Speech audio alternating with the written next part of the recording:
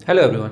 आज के इस वीडियो में हम लोग बात करने वाले स्टिल्स ट्रांसफॉर्म के बारे में। इससे पहले हम लोग लैप्लास ट्रांसफॉर्म और उससे बेस्ड जो भी थ्योरम्स थे वो देख चुके हैं। तो स्टिल्स ट्रांसफॉर्म होता क्या है? लेट्स से हमारे पास कोई भी एक फंक्शन एफ टी है। हम लोग सबसे पहले क्या किया, उसका लैप्लास ट्रांसफॉर्म निकालें, जो कि अगर हम लोग पैरामीटर एस को कंसीडर कर रहे हैं तो एफ ऑफ एस हो गया, तो वो हो गया हमारा लैप्लास ट्रांसफॉर्म। अगर उस एफ एस जो कि लैप्लास ट्रांसफॉर्म एफ टी का अगर फिर से उसका एक लैप्लास ट्रांसफॉर्म निकाल लें तो वो हो जाता है स्टिल्स ट्रांसफॉर्म। मीन्स अगर लैप्लास ट्रांसफॉर्म का फिर से अगर लैप्लास ट्रांसफॉर्म निकालेंगे तो वो हो गया स्टिल्स ट्रांसफॉर्म। ठीक है, तो हम लोग इसे डिफाइन करते हैं प्रॉपर वे में और क्या फॉर्मूला डिराइव होता है वो देखते हैं। सो लेट से कि हमारे पास कोई भी एक फंक्शन लेट एफ टी, कोई भी हमारे पास एक फंक्शन है जो कि लोकली इंटीग्रेबल है। Let f t be a locally integrable function on t 0 से इन्फिनिटी तक अगर हम लोग ले रहे हैं तो ये इसमें इंटीग्रेबल है। Okay, and f of s be the Laplace transform of the function f of t। Small f s क्या है? कैपिटल एफ टी का लैप्लास ट्रांसफॉर्म है। ठीक है, then the Stieltjes transform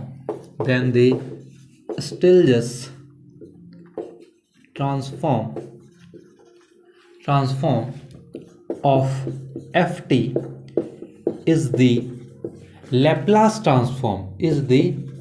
Laplace transform of the function f of s। ठीक है, कि हम लोग एफ एस का फिर से लैप्लास ट्रांसफॉर्म निकाल ले लें एंड इज डिनोटेड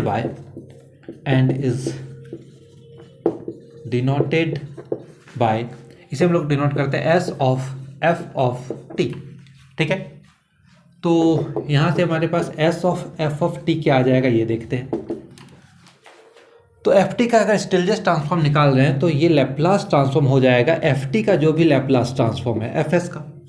ठीक है, लेट्स से कि अगर हम लोग इसका निकाल रहे हैं तो ये फंक्शन तो एस पैरामीटर में है, तो यहाँ पे वेरिएबल एस है, तो इसका जो भी लैप्लास ट्रांसफॉर्म होगा उस पर हम लोग एक फिर से पैरामीटर को इंट्रोड्यूस करेंगे। लेट्स से वो पैरामीटर हम लोग जेड ले ले रहे हैं। ठीक है, पैरामीटर जेड ले ले रहे हैं।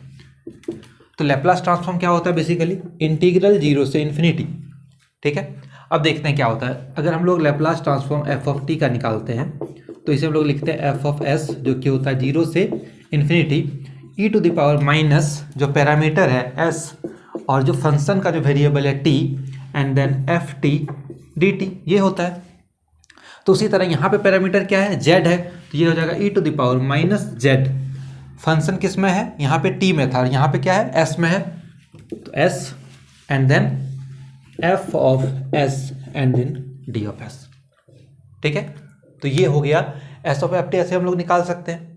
ओके, अब हम लोग ये जानते हैं कि एफ एस का जो वैल्यू है वो ये होता है, तो इसे हम लोग यहाँ पे सब्स्टिट्यूट कर सकते हैं। ठीक है, तो वो करते हैं नेक्स्ट स्टेप।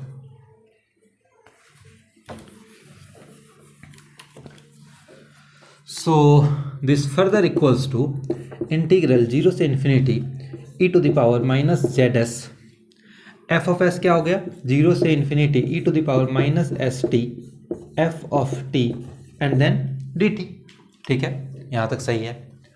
ओके, अब हम लोग क्या करते हैं, हम लोग यहाँ पे जो इंटीग्रेशन है इसका ऑर्डर चेंज करते हैं। ठीक है, और यहाँ पे एक और टर्म है डी एस, ये मैंने चुका ऑर्डर ऑफ इंटीग्रेशन को चेंज करेंगे तो ये आ जाएगा 0 से इन्फिनिटी एफ ऑफ टी को हम लोग अलग कर ले रहे हैं एंड देन दिस इज 0 से इन्फिनिटी, ये हो गया e to the power minus Z S e to the power minus S of T and then D of S and then D of T. हम लोग क्या किए? ऑर्डर ऑफ इंटीग्रेशन को change कर दिए। पहले ये टी के रिस्पेक्ट में हो रहा था एंड देन एस के रिस्पेक्ट में, अब पहले एस के रिस्पेक्ट में होगा एंड देन टी के रिस्पेक्ट में। यहाँ पे इसे अगर सॉल्व करना चाहें तो ये हो गया 0 से infinity f of t, this is 0 से infinity e to the power minus s common ले लें तो ये हो गया z plus t d s and then D of t. Okay, इसे हम लोग इंटीग्रेट कर सकते हैं इजीली, जो कि हो जाएगा इंटीग्रेशन 0 से इन्फिनिटी एफ ऑफ टी, ये हो गया, इसका इंटीग्रेशन हो जाएगा e to the power minus s z plus t upon minus z plus t, और इस पे जो लिमिट है 0 टू इन्फिनिटी ये पुट हो जाएगा, and then D of T.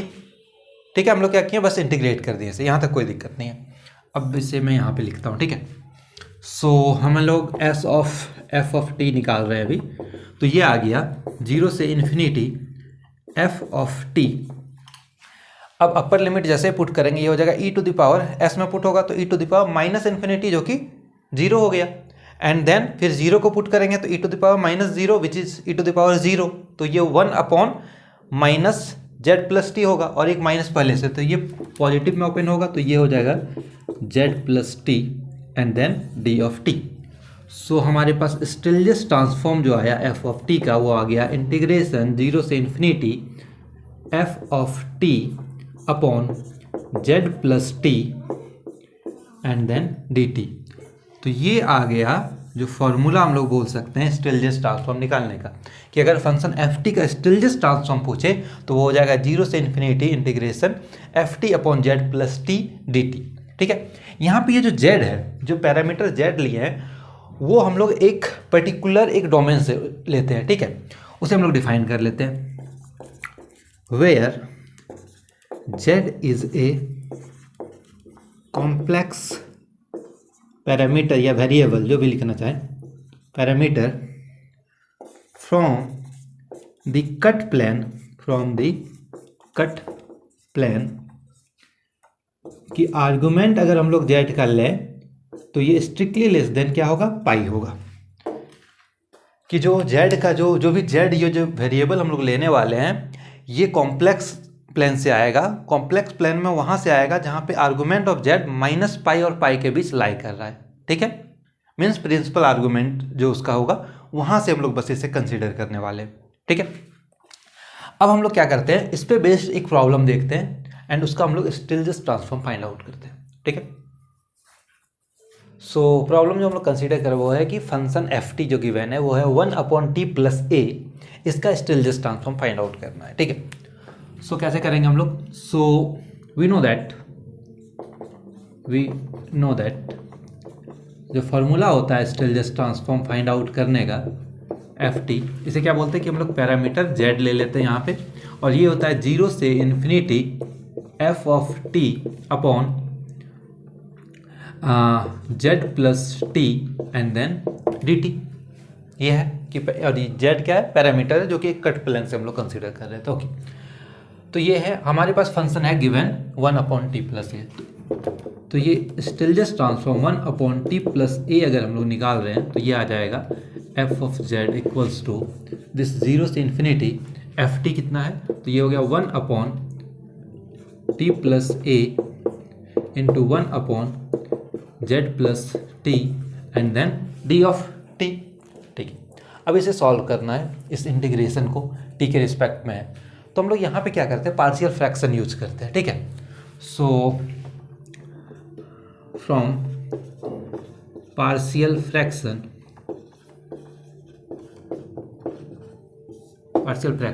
इसे लिखेंगे हम लोग, क्या लिख सकते हैं, सो हमें निकालना है 1 अपॉन टी प्लस ए इंटू टी प्लस जेड या जेड प्लस टी जो भी लिखना चाहो, so this is T plus A, इसे लिख देते हैं upon B plus T plus Z.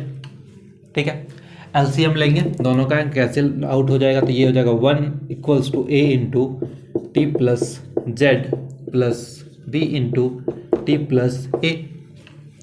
अब सॉल्यूशन फाइंड आउट करना है तो पहले हम लोग पुट करते हैं t is equals to minus a, t is equals to minus a put करेंगे, ये 0, ये टर्म बचा, तो यहाँ से ए का वैल्यू कितना आ जाएगा, तो this is A is equals to minus A है तो ये हो गया जेड माइनस ए, तो यहाँ से हमारे पास ए का वैल्यू आ गया 1 अपॉन जेड माइनस ए। ठीक है, अब फिर टी को पुट करते हैं, कितना पुट करना होगा, माइनस जेड, ताकि हम लोग बी निकाल सकें, तो ये हो गया 1 इज इक्वल्स टू, ये टर्म 0 हो गया, यहाँ पे आ गए हैं तो ये हो गया बी इंटू ए माइनस जेड, तो यहाँ से b का जो वैल्यू है वो आ गया हमारा माइनस जेड। ठीक है, यहाँ पे हम लोग चाहें तो -1 कॉमन ले लेते हैं ताकि ये z माइनस ए हो जाए, ठीक है। तो b का वैल्यू ये आ गया, a का वैल्यू ये आ गया, सब्स्टिट्यूट कर देंगे यहाँ पे। तो हम लोग क्या करते हैं, डायरेक्ट इंटीग्रेशन में पुट कर रहे हैं, इसलिए therefore f z is equals to integral 0 से इन्फिनिटी, इसके जगह आएगा a अपॉन, तो a क्या है हमारा 1 upon Z minus a into 1 upon T plus a and then plus sign b क्या है हमारे पास -1 upon Z minus a and into 1 upon T plus Z, और ये इस पूरे का क्या होगा, इंटीग्रेशन होगा टी के रिस्पेक्ट में, ठीक है। हम लोग पार्शियल फ्रैक्शन को यूज करके ये ले आए। अब यहाँ पे हम लोग देख सकते हैं ये टर्म और ये टर्म कॉमन है, और ये पूरा इंटीग्रेशन के बाहर आ सकता है क्योंकि ये कांस्टेंट होगा, क्योंकि इंटीग्रेशन टी के रिस्पेक्ट में है। तो ये हो गया 1 upon Z minus a, so this is integral 0 to infinity 1 upon T plus a and minus 1 upon T plus z d of t. Integration क्या आ जाएगा 1 अपॉन जेड माइनस ए, इसका इंटीग्रेशन हो गया log of T plus A, और इसका integration हो गया minus log of T plus Z, और upper limit infinity lower limit 0 put करेंगे, ठीक है। यहाँ तक सही है। अब जैसे हम लोग अपर लिमिट यहाँ पे पुट करते हैं तो ये हो जाएगा log infinity minus log infinity. तो लॉग इन्फिनिटी खुद क्या होता है, इन्फिनिटी होता है, तो ये इन्फिनिटी माइनस इन्फिनिटी के फॉर्म में आ रहा है, तो इसे सॉल्व करना हो क्योंकि ये इनडिटर्मिनेट फॉर्म में हो गया है। तो इसे हम लोग सॉल्व कैसे करेंगे, तो इसके लिए हम लोग यहाँ पे आते हैं फिर से, ठीक है। सो एफ ऑफ जेड जो है हम लोग इसे लिख रहे हैं 1 अपॉन जेड माइनस ए, यहाँ पे लॉग का प्रॉपर्टी लगा देते हैं, log A minus log B, तो ये हो जाएगा log A upon B, so this equals to log T plus A upon T plus Z, ठीक है। यहाँ पे upper limit and lower limit फिर से सब्स्टिट्यूट करते हैं, so this is 1 upon Z minus ए।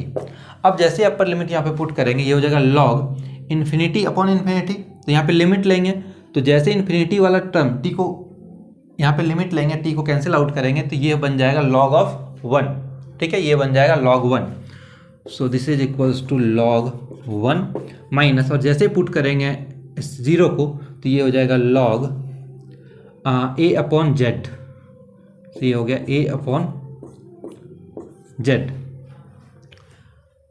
ठीक है यहाँ तक। तो log 1 तो 0 हो गया, तो ये बच गया -1 upon Z minus A log a upon Z. So इसे अगर थोड़ा और सिंप्लीफाई कर लें तो a minus Z log a upon Z, तो ये आ गया हमारा Stieltjes transform function 1 upon T plus A का, ठीक है। तो बेसिक कुछ नहीं करना है, हम लोग को बस इंटीग्रेशन सॉल्व करना है। यहाँ पे इस पर्टिकुलर इस प्रॉब्लम के लिए इंटीग्रेशन सॉल्व करने के लिए हम लोग पार्शियल फ्रैक्शन यूज किए, क्योंकि यहाँ पे प्रोडक्ट में था, हम लोग प्रोडक्ट को अलग करके लीनियर फैक्टर में लिखना चाह रहे थे, तो उसके लिए हम लोग पार्शियल फ्रैक्शन यूज किए एंड देन जो भी आया देन सिंपल इंटीग्रेशन किए एंड सॉल्यूशन, ठीक है। तो ऐसे ही हम लोग प्रॉब्लम सॉल्व कर सकते हैं स्टिल्जिस इंटीग्रल का। अब हम लोग इस पे बेस्ड एक थ्योरम देखेंगे नेक्स्ट लेक्चर में। उसमें क्या होगा कि किसी एक पर्टिकुलर पॉइंट पे अगर ये स्टिल्जिस ट्रांसफॉर्म कन्वर्ज कर रहा है तो हम लोग बोलेंगे ये जो कट प्लेन होता है कि आर्गुमेंट z क्या हो -π to π जब लाई कर रहा है तो उस पूरे कट प्लेन के लिए वो कन्वर्ज करेगा, ठीक है। तो ये हम लोग नेक्स्ट लेक्चर में देखते हैं, मिलते हैं लास्ट, ओके।